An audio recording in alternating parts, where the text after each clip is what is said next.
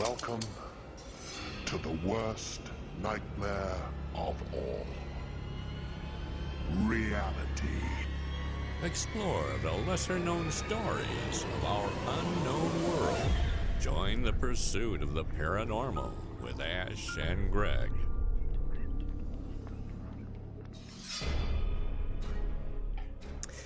Right, so on this episode, we are joined by Victoria Bell, who's creative director of Pasha Entertainment, and has come on to talk about a new film that is going to be streaming from next month called Heir of the Witch. Welcome along, Victoria. Thank you. Thank you for having me. So, after seeing the trailer and reading your statement as director about the film itself, absolutely fascinating. It is the kind of thing we would talk about as a real life thing anyway. We cover the paranormal, we cover cryptids, aliens, everything under the paranormal banner. So when I started reading about how the film was inspired to be created, it definitely pricked my interest. So you've got a particular sort of strong link to the story behind the film. Could you sort of explain the origins? How did you come about the storyline, and how did you start the process? Yes. Well, the movie is called Heir of the Witch, and it was born and inspired from my direct connection with my grandmother. My paternal grandmother was a witch, and she was the reason behind my nightmares from my childhood, but it also followed me all throughout my adulthood as well. Like I was all the way up until my second year of college when I still had this sensations that there is a different presence. There is a spirit that's a dark spirit that is present with me at times. And it was very different and unique. And I couldn't mistake it for anything else. And I knew it was there. And it was a long battle for me, a long battle to rebuke those spirits, to rebuke that energy, to tell it it's no longer welcome here, and to self-protect myself into disengaging with those spirits. And that was no, I kept it very hidden. It was my lifetime secret, and it was also a shame in my own family to admit that my grandmother was a witch. We no longer keep in touch with that side of the family, with my father's side. My parents did break up when I was a year and a half, and um, my grandmother took credit for that. She said that she separated the marriage, that she created so much anguish in my family, that she did not want my mother to be part of the family. So I tried my best to separate myself from that pain. I tried my best to leave it behind, right? Like a wound, you're trying to cover it. You put all these band-aids. But then I realized that if I'm going to write a film, if I'm going to write a movie, I'm going to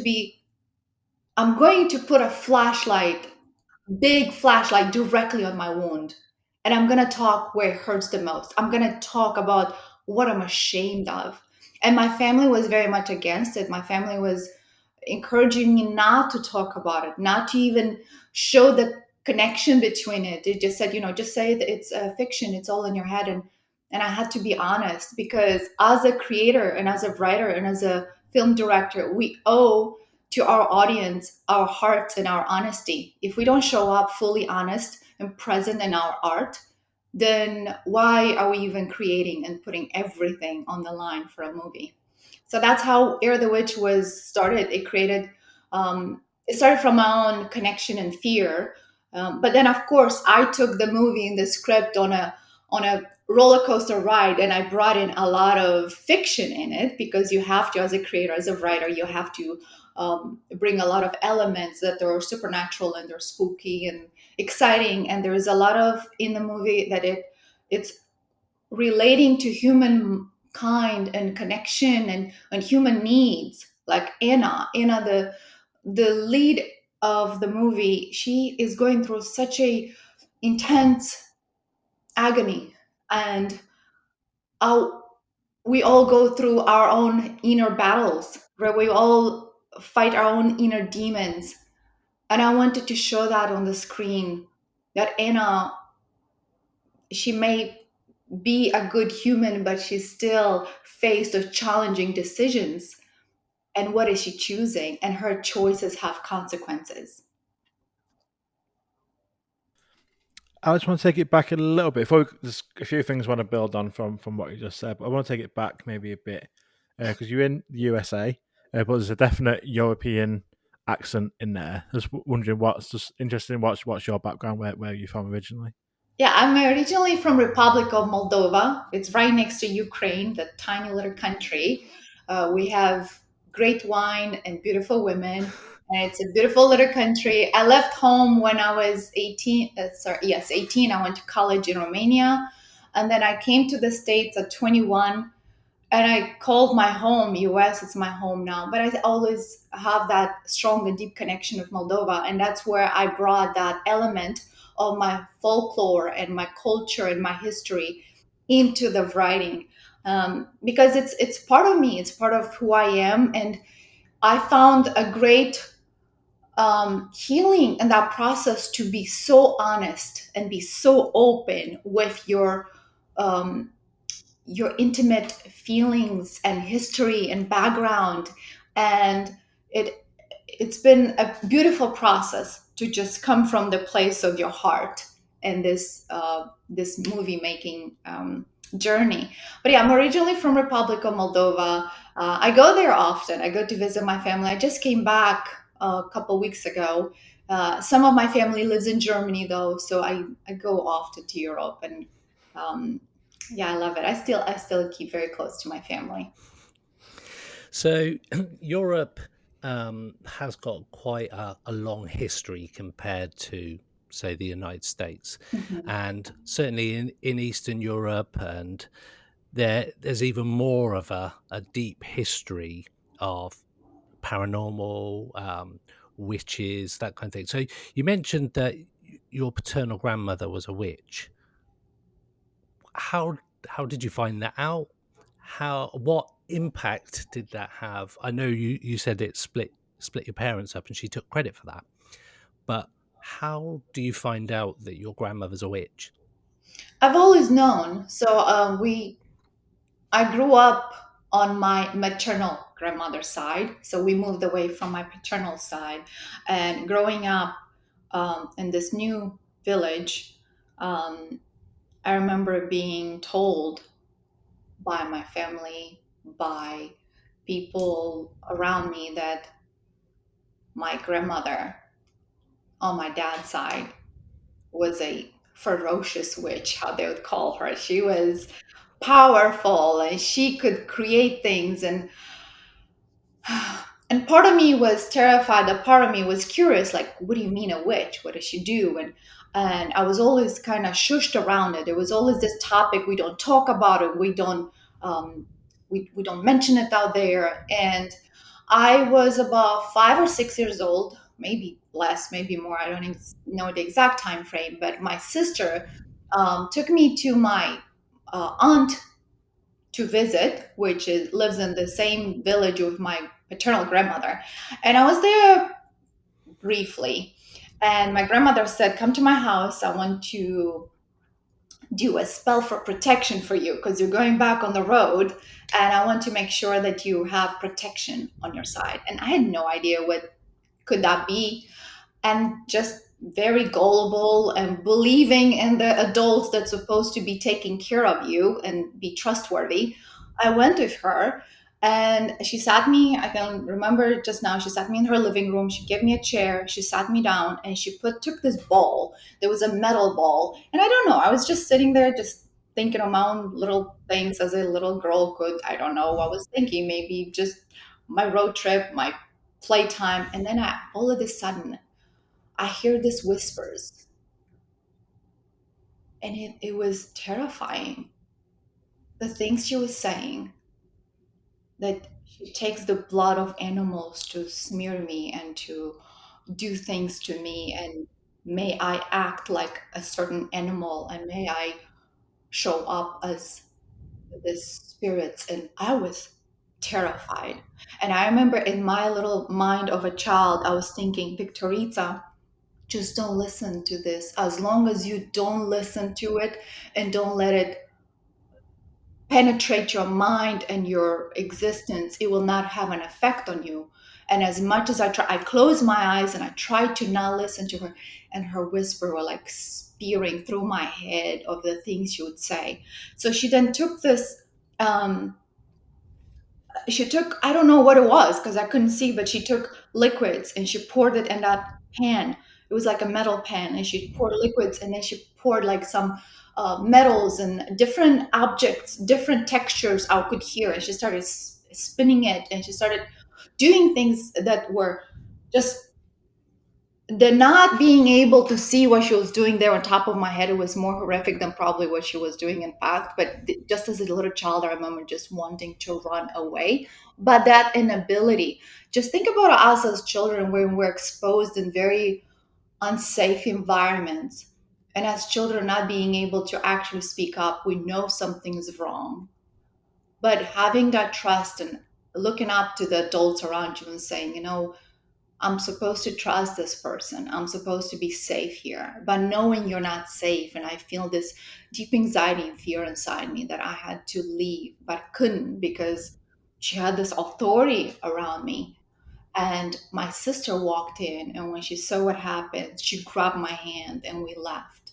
And I never went back there. I never visited that side of the family. I never kept in touch with them. I don't talk. We don't keep in touch. We don't talk. Um, I wish everyone the best. I do not hold anything against them, and I don't want to put the whole side of the family in, bad apple. I'm sure there are a lot of good people in that side of the family. We just don't keep in touch. And more so than anything, I found within me the compassion to understand and forgive my grandmother, because for the longest time I was trying to understand why would my grandmother, who I was the fruit of her family, why would she inflict pain into us and to us as a little child, that I could have not done anything wrong to her or done anything against her? Why would she want to inflict that pain and that fear? And I had to find the compassion to understand that when she probably inherited this curse or this gift, that she accepted it, she was probably very young and she was facing some challenging times. Like, this is the times where there was famine in my country, where we're talking about people eating our people, cannibalism being a matter of being a survival skill. People were afraid to leave their homes because they may not come back home, and Wow. facing the war and facing extreme condition. So in that situation, what would a human do? They would, in desperate condition, they will go to desperate sources. And maybe that was her only way to survive that time frame. And maybe it was transferred to her from her, excuse me, from her mother, and she had no choice in it, or maybe she chose it herself. I do not know the actual history behind it, but what I did find in myself, the ability to forgive her and release that pain. Because from what I'm understanding, before she passed away, she had many years she was battling. She was on her deathbed and she could not die because she had to transmit, she had to share and give that curse, that gift to someone else in the family. And they had to be aware of it and accepted it. And nobody wanted to accept it. So I can she see was why. so she was that journey of her soul separating from this earth, and it couldn't leave until it was releasing that trap that was captured in the dark spirits. And Until this day, we do not know who she passed on that curse. We do not know what happened. We do know she did pass away eventually. And I hope she's resting in peace. And I hope um, I hope she found peace in her soul ultimately. So you mentioned, obviously, that's quite a quite a dark sort of part of your growing up and also your grandmother's life to sort of get to that point, like you mentioned, through famine and cannibalism, which I didn't realize that was that was something that happened. So forgive my ignorance on all of that, considering we're sort of European neighbours. Um, do you think when she was um, doing these things to you with the liquids and the metal, that she was maybe trying to induct you into her life, her spirit, to try and start initiating you to be the one who took over? Oh, don't say that. I hope not, because, but who knows? Probably because afterwards, like I mentioned, I felt that presence around me. And maybe if part of me was curious about it, would have accepted it. I don't know what would have happened, but I knew and I felt it deep into my body and my heart that this is wrong. Mm. I do not want it around me. I do not want it in my life, and I do not want to have anything to do with it. And I rebuked it. I said, "You're no longer welcome here. I am protected. I am highly protected, and I cleanse myself and my soul and my heart and my home." And I went straight to prayer. And I know this might be controversial with this topic and the movie and everything else, but to me personally, what it did is it created a very clear line, my connection to direct the source and God. Because to me, it explained very deeply and straightforward. There is a battle between good and bad. There is a difference between the good energy and bad energy, between light and darkness. And as long as you're aware what you choose, you may know what the consequences are. And to me, what it did for me is it created a very direct and personal relationship with God. And I'm very grateful for that, because without this challenging times of feeling, truly feeling the dark spirits around me, like it was heavy, it was present, it was it was like omnipresent everywhere, and um, only direct call to protection to God, it would rebuke it from my room, and it left. And I'm I'm respectful of all energies out there, but I want to connect with light. That's what my choice is, always connect with light. And we as human and we as creators, we are powerful creators. Don't forget that we all have that power within us to create things with our speech, with our words, with our actions, with our intention. So if you choose to concentrate on good, more good will come out of it. And I respect all people and all energies and entities, but choose the energy you're aligned with properly, whatever will make best choices for yourself. And yeah, that's what it worked for me, and I'm really grateful, because throughout making this movie was such a healing process for me. Because even though I removed that energy, and I feel at peace and I feel good within my. I mean, I always face challenges. Don't think I have my own life and difficulties, as every human does. But in the midst of the biggest chaos, I always find peace. And that peace is within me, and that peace is with me, and it cannot be taken away. And even when I face difficulties that could potentially be big challenges, I remind myself, right here in my heart is all good as long as I keep my own strength. Like an oak tree, you have to be anchored in your strength and know who you are as a human, where you come from, your source, have your path in life, that you know who you are, that no outside forces or energy can waver you. because you're strong within your own energy and your own power. And writing and directing this movie was such a powerful catalyst for me, because I not only acknowledge this the long journey that I've been through, but also it was such a healing process, because I realized once again my power, my strength as a human, as a creator, and to be able to share that message with the world, that our choices is upon us. We can make choices every day. We're powerful to impact the world with our choices. So, very wise words there. Great message. Yeah, definitely, definitely. So you mentioned that the creative process of the film was also part of something that helped your anxiety and moving on with this. So you mentioned right at the start that you'd kept a lot of it to yourself. So do you feel like this?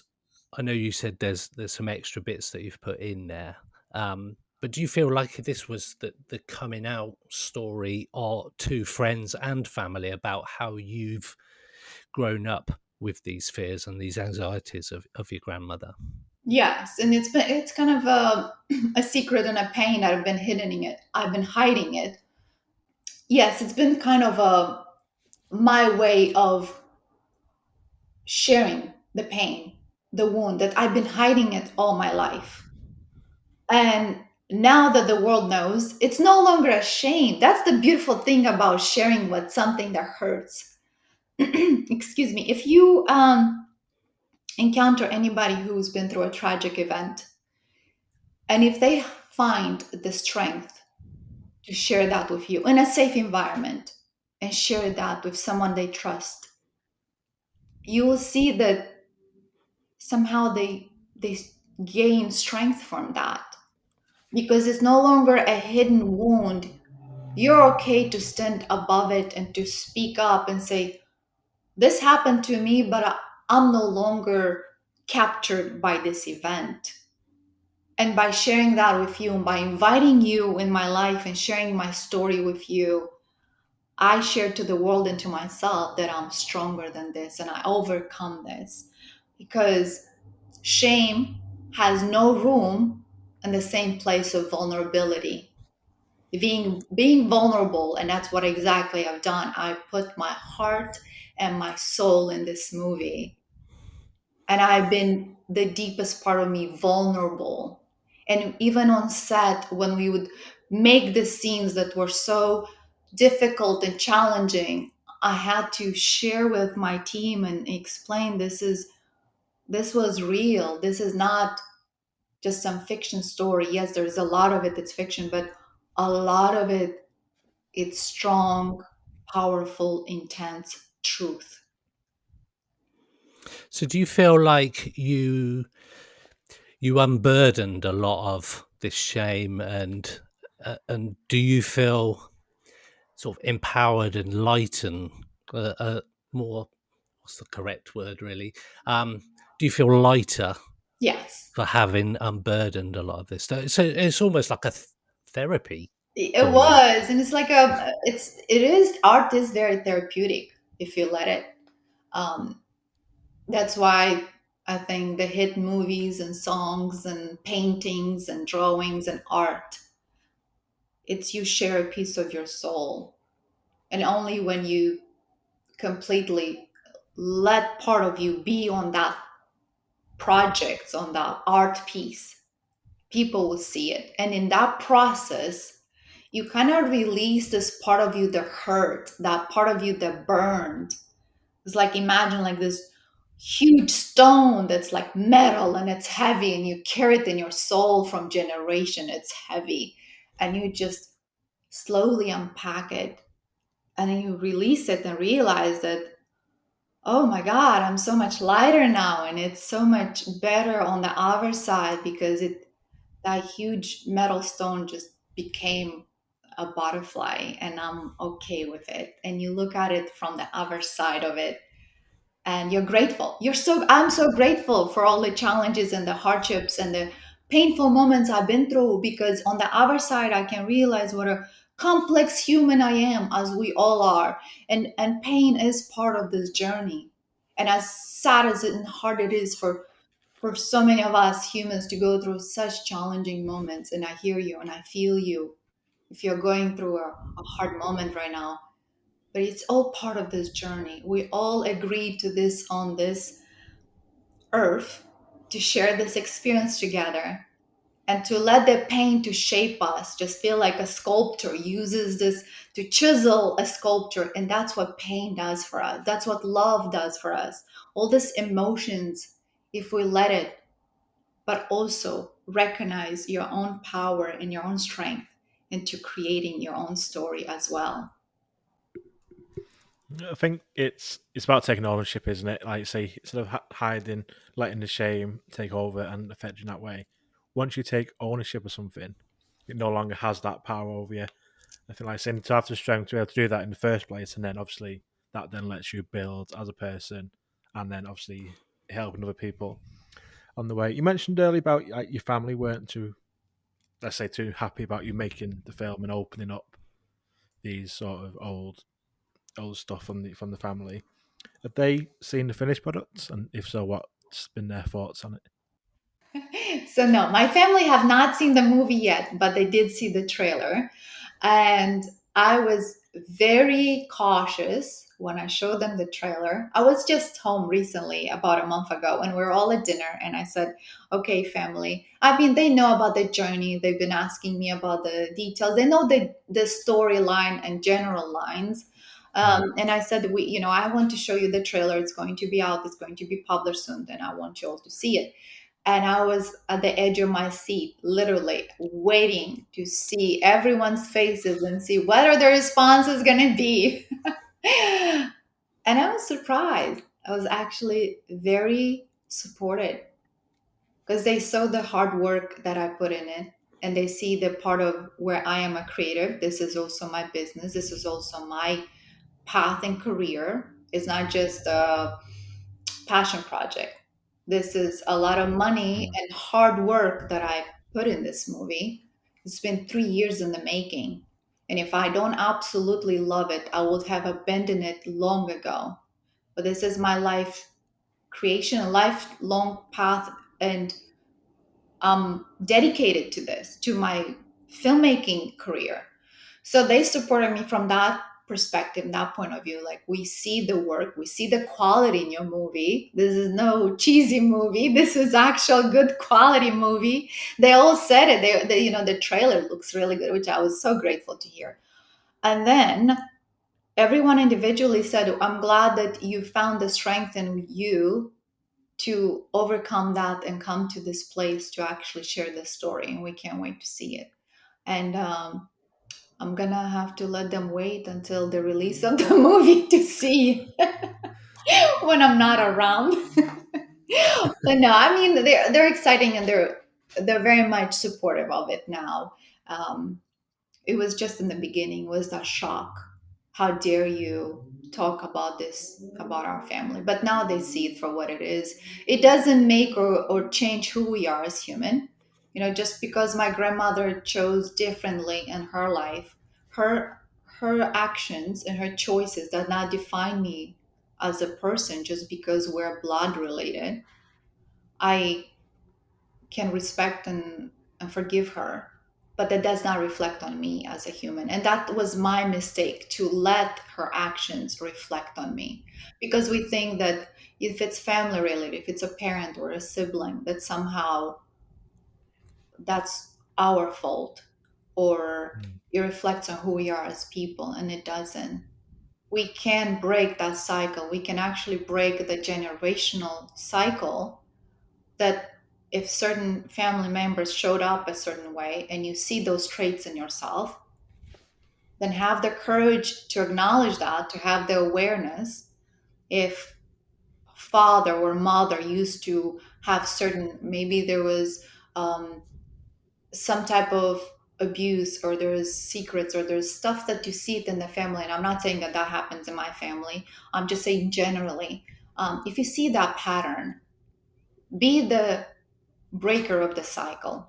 Break that cycle. Change, choose differently. And it starts with awareness. It starts with awareness that, well, if my family did that, I'm going to choose differently to Awesome. move the next generations. Some powerful stuff that you're saying, and I think it does resonate with a lot of people. You do see, certainly in the UK as well, there's generations of people, their parents done a certain thing, so they kind of feel like they're destined to do it, whether it's good or bad. And then their children would do the same thing. But like you say, sometimes you just need to empower yourself and say, look, this is the line in the sand. I'm choosing life. I'm not choosing that life. And art can do that for you. Art is Yeah, such absolutely. a beautiful, um, it's like a fire. It burns and it purifies you, and you see it if you don't show up with truth and honesty. And there's so many, like in the writing process, when I wrote the script, I forgot about everything in the world except that story. I lived it, breathed it, feel it, and I went down to Anna's birth time when she was being born and her parents and what happened. And so you, by going so deep into understanding humankind and human connections and pain and what drives whoever, because everybody in the script and in the story has a reason and a purpose why they're in the story, and every character in my stories have such a long backstory that I write their in my writing process, I write their biography, like 30 pages it can be sometimes. It's just what ticks them, what moves them. And there's no such thing as, and that's why I found the compassion and the witch in the movie. Like, what was the reason that she was haunting Anna so much and tormenting her and just destroying everything in her path? And yes, she's the bad guy, the witch in the movie. But when I spoke about this process and the character to the actor Lorraine DeLuca, who she is portraying the witch, I made sure she doesn't hate her character. There is no such thing as hating a character. You have to understand the reason behind it. And I told her, I think, and I encourage her to create her own story behind her, but I encourage her to believe that the witch was trying to protect her granddaughter by destroying and killing everything around her. It was her way of protecting her so she can finally inherit this curse, so she can be better protected, even though it's bad. You know, a parent can sometimes instill wrong things for you to do because they think that's the right thing to do. Like, no, you do have to go to business school because that's what I did, or that's what I couldn't do. And I'm not saying that's a totally different correlation, but so to speak, the witch in her mind and her wicked mindset, she thought that that's the path for her granddaughter, and she tried to protect her. So, in my writing process, I find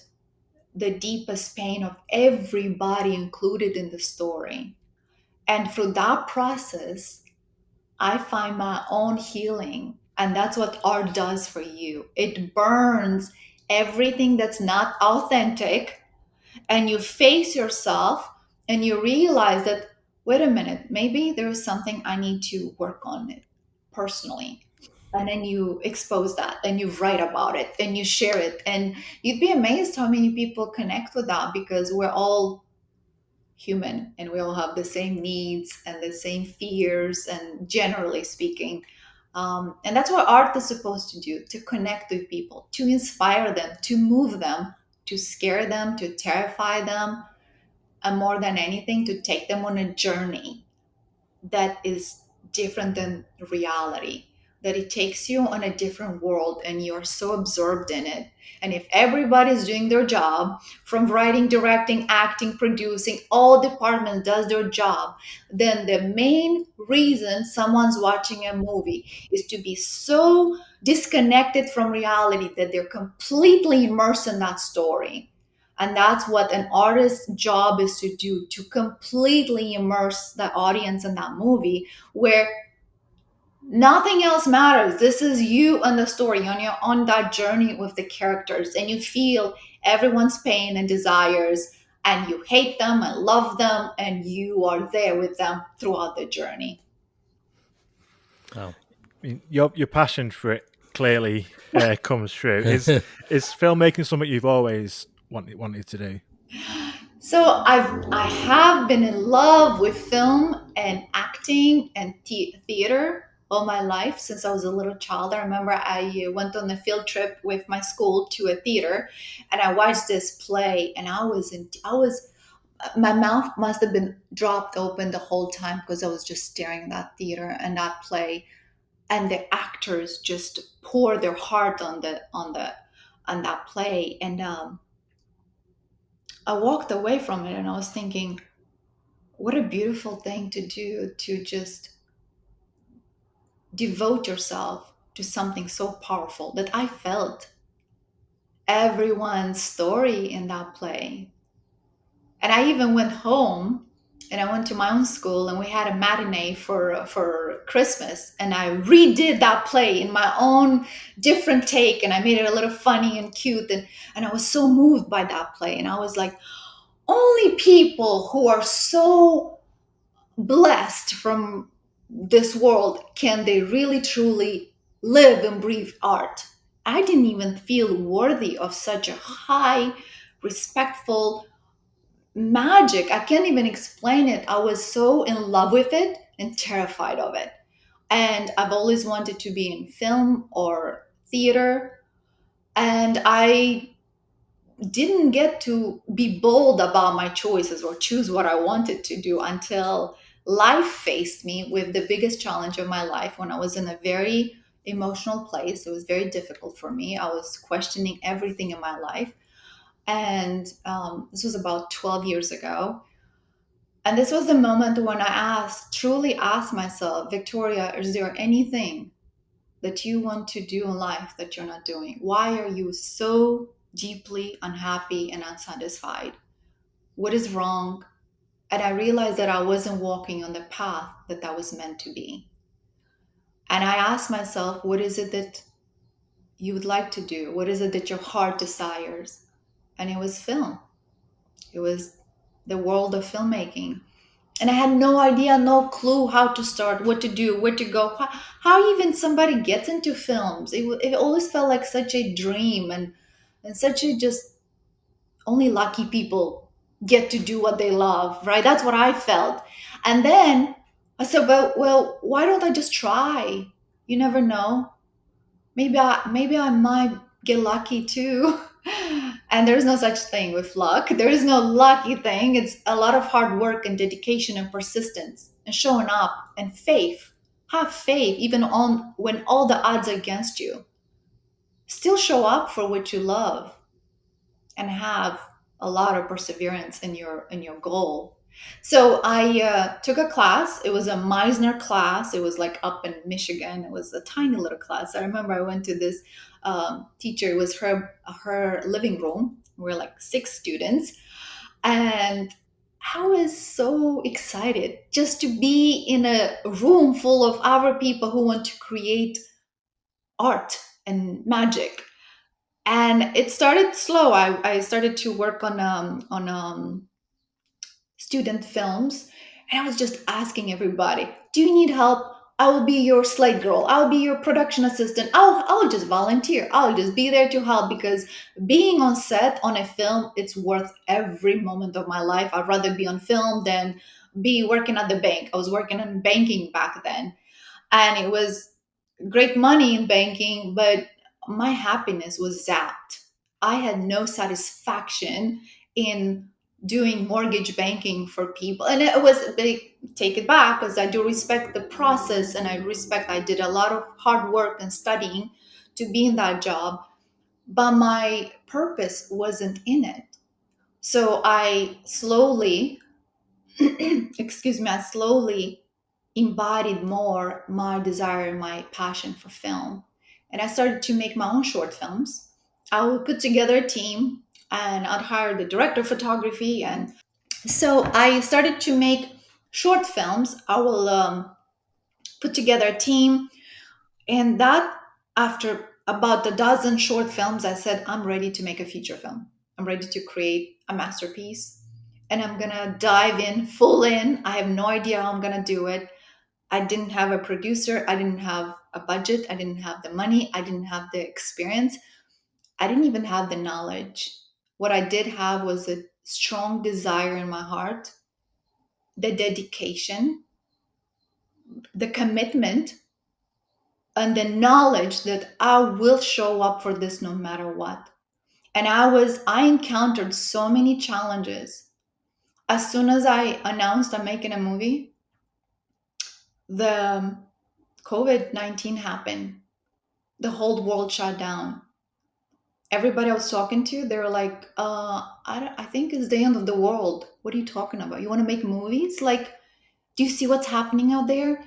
And it was hard to keep that faith and that hope that I can still make this movie. But I never wavered.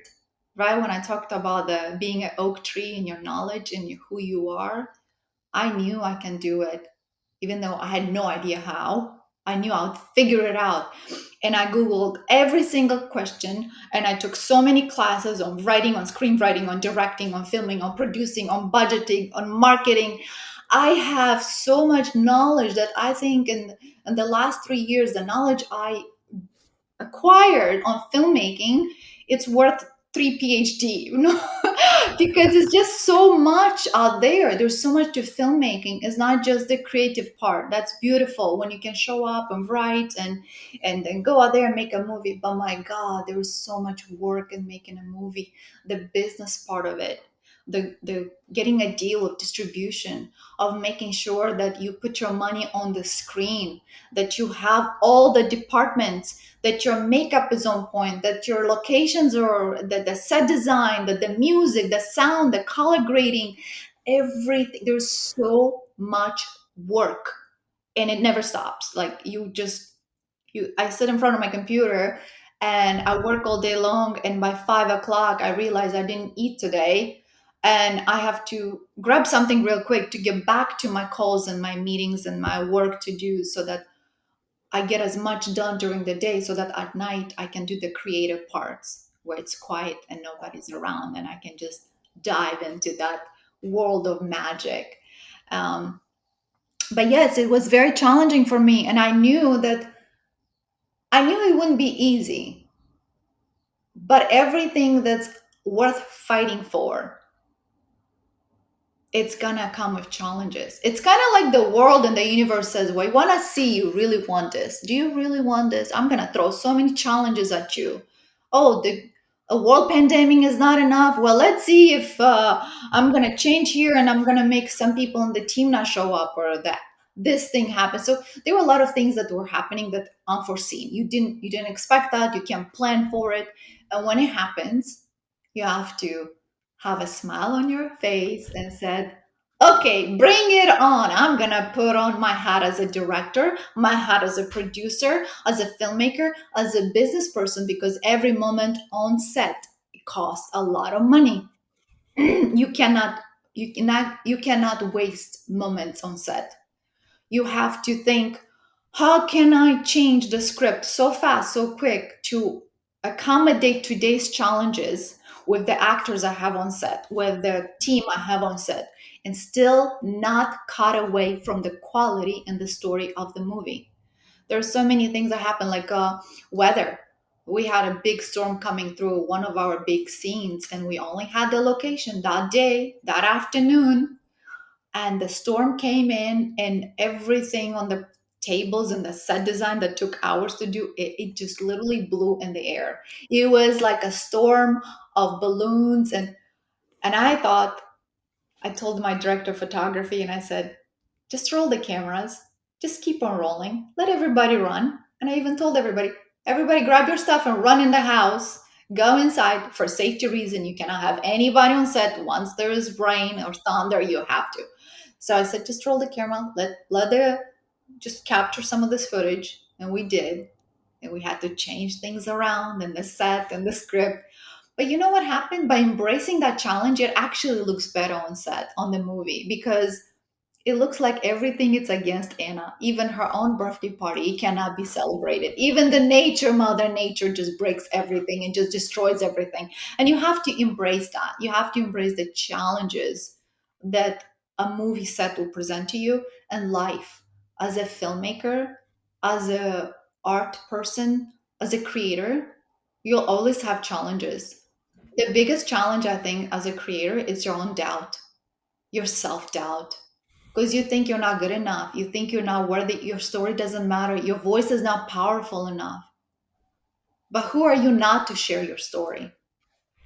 There's always room for more stories and powerful stories, and show up even when you don't know what you're doing, with trembling hands, with shaking voice. Show up and speak up and share your story and tell stories, because it's our duty to be storytellers.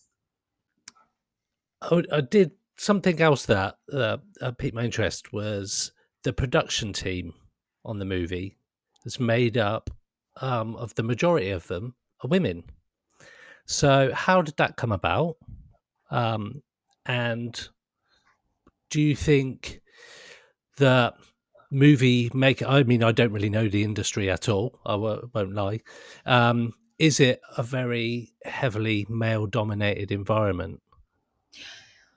It is. And I think we need to encourage and inspire more women to show up and tell stories, both Yeah. in front and behind the camera. I have so many women in my set that were their first time gig ever in a film. And they came to me and they said, I will be honest, I don't have experience, but I have the desire and I will show up. And I said, I trust you. I have faith in you. I know we can do it together. We'll get this done. And they showed up because they knew the dedication, the commitment, the sacrifices we all made to make this movie. And now they went on to make so many more movies and make a CV and have a resume on filmmaking. And they come to me and say, Awesome. Victoria, because you believed in me and hired me to be in this department or this department, I am now able to work on different productions, and it's now my day-to-day job. Some of them actually became SAG after or DGA approved, and they're doing this like their passion, their work, their careers. That to me is so powerful and so rewarding, that if I was able to move one person and inspire one person to go and tell your story and create something that makes you happy, then I've done part of my job as a human on this earth.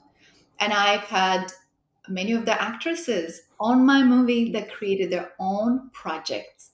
They came to me and said, Victoria, I looked at you and I see that you did it, and I went there and I did it myself, and I'm so happy about it. I'm so inspired. Like, you can do it, and I'm here if you need any help, any advice, I'm here for you. But you can do it on your own. Like, you are powerful and strong and smart and powerful to create your own story, because women have so many powerful stories to be told, and we have to encourage, we have to provide a platform. It is my lifelong commitment, dedication, and desire to create a path for more women in the film industry or art industry, and to inspire them and to help them understand that they have so much power and strength in their hearts to give to this world and create powerful stories.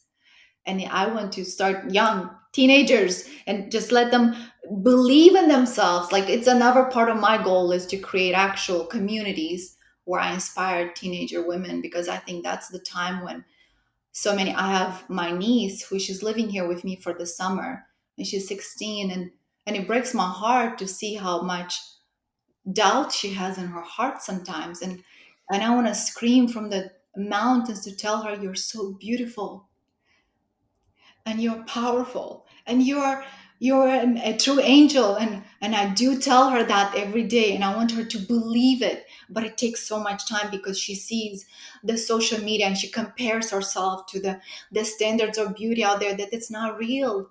And I want her to, and she's so talented. Like, She's an illustrator. She's illustrating children's book, and she's so talented. And I just want her to believe that and keep on keeping on with her art and keeping on believing in herself, because women are the foundation of the world. We all come from a woman, and as long as we support, empower, and give them a room to grow, they will create a home. They will create a place of safety and love for everyone.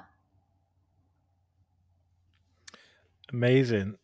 So, Air the Witch is due out in a couple of weeks. How does it feel to?